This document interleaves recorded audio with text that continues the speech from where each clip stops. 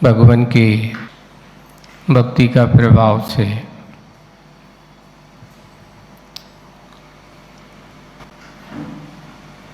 एक मोही संसारी आत्मा का मोह ध्वंस होता है।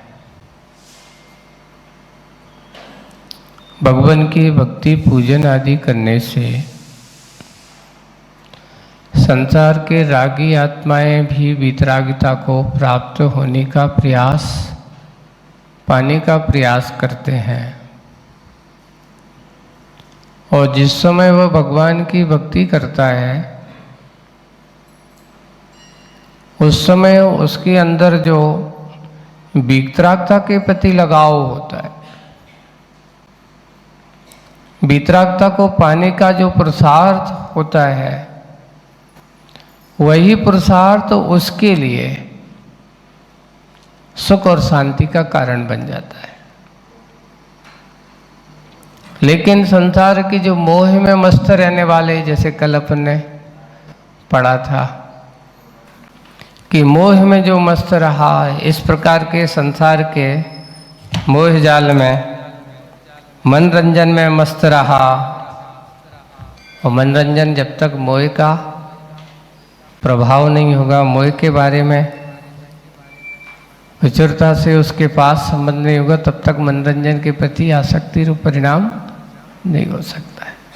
यानी इसका संबंध नियम से, उसकी राग आदि परिणति से ही होता है। मस्त रहता है, समय नहीं रहता। देखो मोही आत्माएं कैसी होती हैं। आपको एक छोटी सी कहानी की प्रसंग से बताता हूँ। एक व्यक्ति ने अपने जीवन काल में पैसे के अलावा कुछ नहीं किया, खूब पैसा जोड़ा। एक नहीं, उनके अच्छे समझदार बेटे हैं, चार चार बेटे हैं। वो आकर पिताजी से कहते हैं कि पिताजी आप अब सब छोड़ो, बुढ़ापे में आप बैठे हो, शांति से पैसे ऐसे के प्रति आसक्ति भाव मत रखो। पर पिताजी की आदत क्या थी कि जीवन भर जिसने जो किया है वो मरते समय भी उसी को ही संस्कार वो ही बने रहेंगे। अब क्या करें? अंतिम समय बिल्कुल निकट है।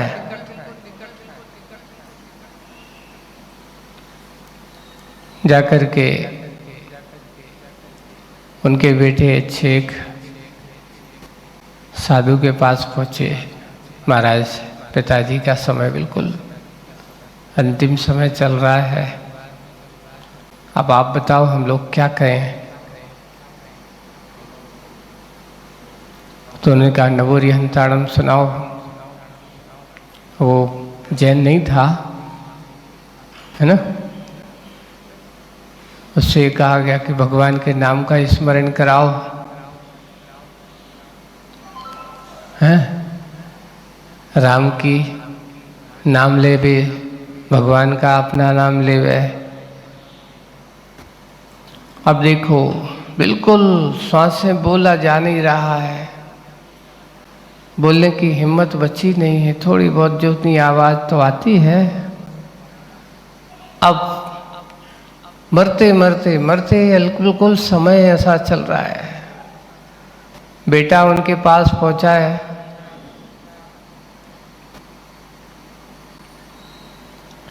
बेटा ने कहा कि देखो आज मैं साधु महाराज के पास गया था, उन्होंने कहा है कि जीवन अब बहुत निकट है, अंतिम समय चल रहा है, अब ऐसे समय में सब कुछ छोड़ो। तो उन्होंने कहा अच्छी बात है, अब मोह नहीं करना, ठीक है। उन्होंने कहा है कि भगवान का नाम लेना है, भगवान का नाम लेना है।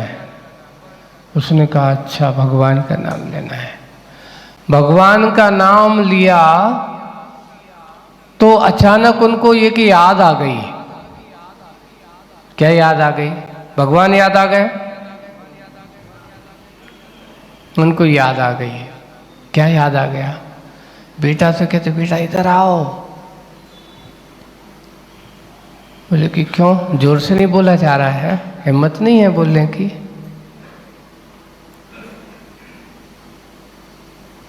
तो क्या है? बोलो पिताजी क्या करना है?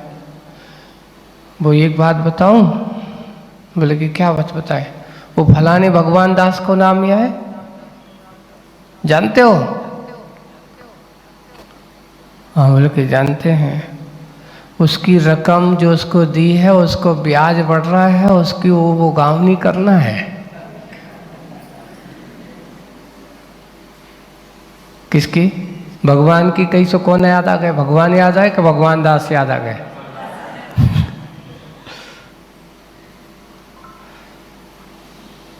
उन्होंने देखा ये मोह की माया, मोह का प्रबंधन ये कहलाता है। भगवान के नाम लेने को कहा तो भगवान दास तो याद हो गए, पर भगवान याद। बेटे ने कहा कि पिताजी आपसे जो कहा जा रहा है, आप तो कहाँ इधर उधर की बातों में लगे हैं, वो बात छोड़ दो। भगवान दास को हम देख लेंगे, तुम तो अपनी आत्मा का, आत्म राम का याद करो, अपने भगवान को याद करो, राम का नाम लो। थोड़ी देर तक शांत रहे, लेकिन धीरे धीरे शांत तो रहे। दूसरा बेटा आ गया। अब के यहाँ बड़े बेटे को बताएंगे तो वह भी नाराज होगा। बड़ा बेटा चला गया, छोटा बेटा आ गया। भगवान का नाम राम का नाम लेना है, वे नाम सदा रहे। सुनते सुनते सुनते उस समय भी उनको याद और आ गई। काई की याद आ गई?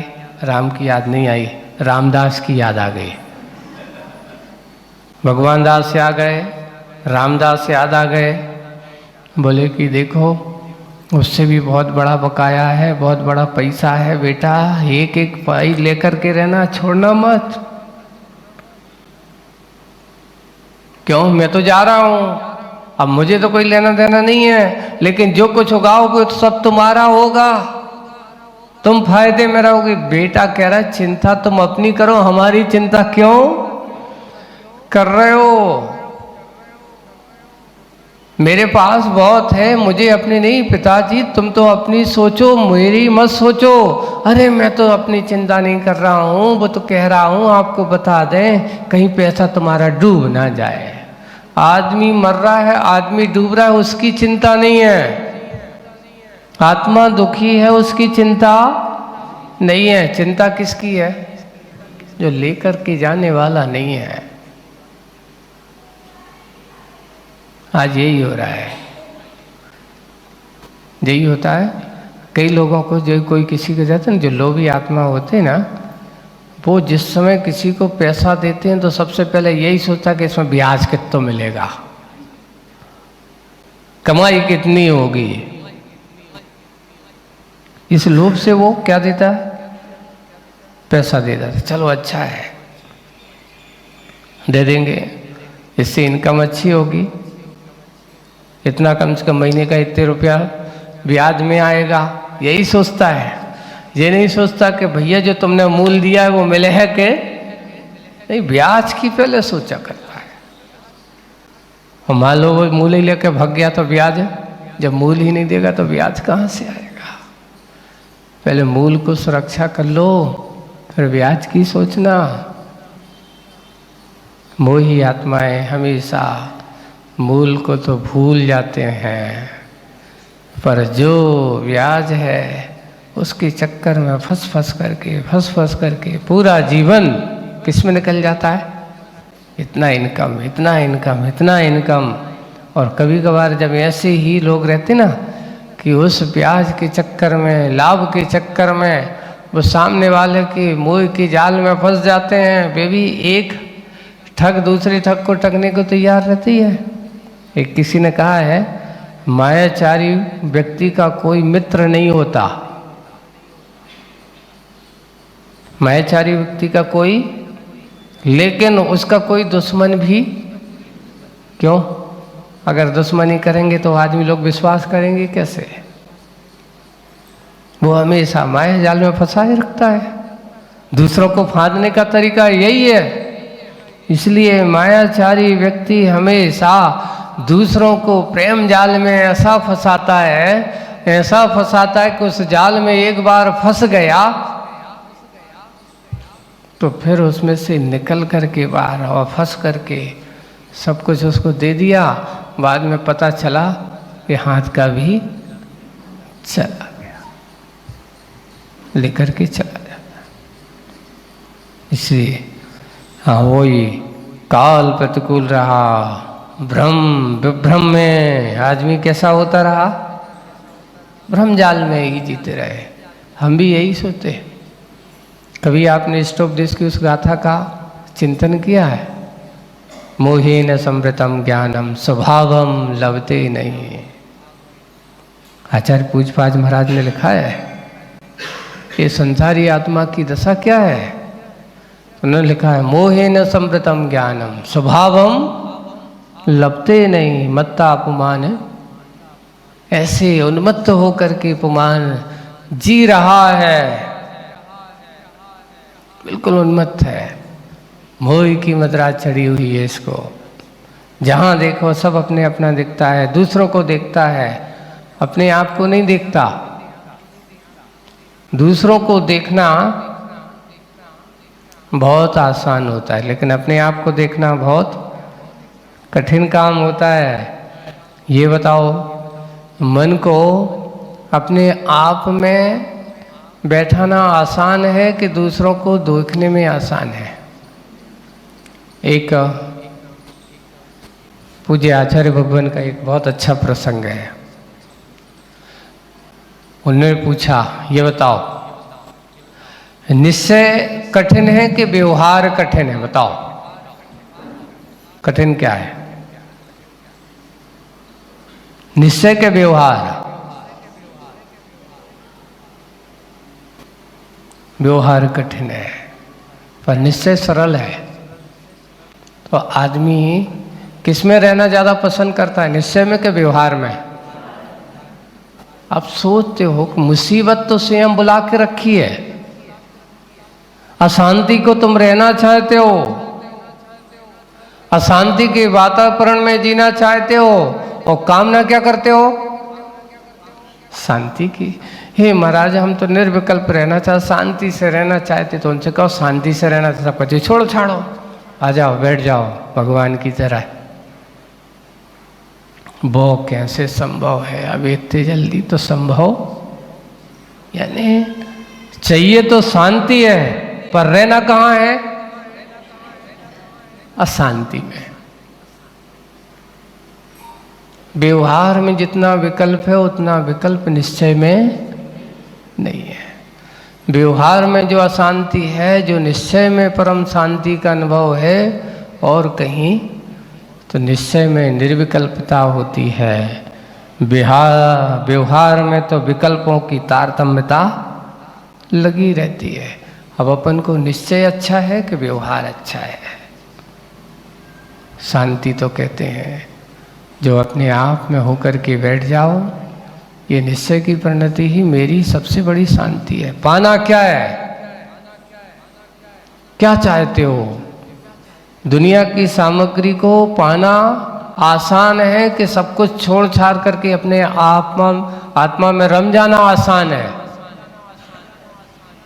अपनी आत्मा में रमने वाला ज्ञानी होता है और दुनिया के काम में रमने वाला अज्ञानी होता है। ज्ञानी बनना बहुत कठिन है कि अज्ञानी बनना बहुत कठिन है? अरे अज्ञानीता तो अनादिकाल से तुम्हारे साथ लगी हुई है। बस बहुत कठिन काम अगर आज के समय में है तो अपने अंदर की अज्ञानता को दूर करके अपने ज्ञान स्वरूप को समझ लेना, यही सबसे बड़ी विशेषता है। एक बार अगर तुमने उस ज्ञान स्वरूपता को समझ लिया, बस उसे कोई विकल्प नहीं होता। राग द्वेष से की ओर वह नहीं भागता। अज्ञानता का कारण को समझ लिया उसने। कारण को समझो, यही है। भटकता रहता है भ्रम विभ्रम में। किसमें? ब्रह्म और ये बाहर का रूप हमने कल बताया, विभ्रम और भ्रम। बाहर के रूप रंग को देख करके जो भटकन होती है इसका नाम है भ्रम। और उसे देख करके उसमें मेरा तेरापन बना करके ये तो मेरा ही है, ये तो मेरा ही है, मेरा अधिकार है, ऐसी जो सोच होती है हमारी, यही हमारा सबसे बड़ा विभ्रम है। जो है नहीं है उसमें अपनापन मानना, इसका नाम विभ्रम है। बाहर के रूप राग रंग को देख करके वाह कितना अच्छा है, दिखावे का संसार, रूप रंग का संसार। एक बार किसी ने कहा कि दुनिया में सबसे सुंदर चीज अगर देखना हो तो वहां जाकर के देखो या उसको देखो। बाद में पता चला कि ये दशा क्या है, ये दशा क्या है? बोले कि जिसको तुम रूप रंग समझ रहे थे वो रूप रंग नहीं है। आपने सनत चक्रवर्ती की कथा सुनी? सनत चक्रवर्ती थे, है ना? कहते हैं वो बहुत सुंदरी थे। रूप मद की कथा में उनकी कथा आती है। उन्हें अहंकार था कि दुनिया में मुझसे ज्यादा वीर और सुंदर कोई दूसरा है ही नहीं है। एक बार की कथा उन्होंने देखा, देखिए एक देव ने जब स्वर्ग में चर्चा चली कि इस धरती पर सबसे ज्यादा सुंदर कौन है, तो वहां जाकर के किसी ने कहा कि सनत चक्रवर्ती को जाकर के देखो, बहुत सुंदर हैं, बहुत अच्छे हैं, उससे ज्यादा सुंदर मनुष्य और कोई है ही नहीं, ऐसा कहा। वहां से देव आया। उस समय सनत चक्रवर्ती अपनी व्यायामशाला में क्या कर रहे हैं? कसरत कर रहे हैं। और कसरत करते उनको रूप देखा, रूप देख करके वो देव भी आश्चर्यचकित हो गया, वाह कितना सुंदर है। ऐसे ही जब वो वहाँ आया, उनसे मिला और मिल करके उनसे कहा, और जैसे इससे बात में बोलो कि जैसा सुना था वैसा ही है।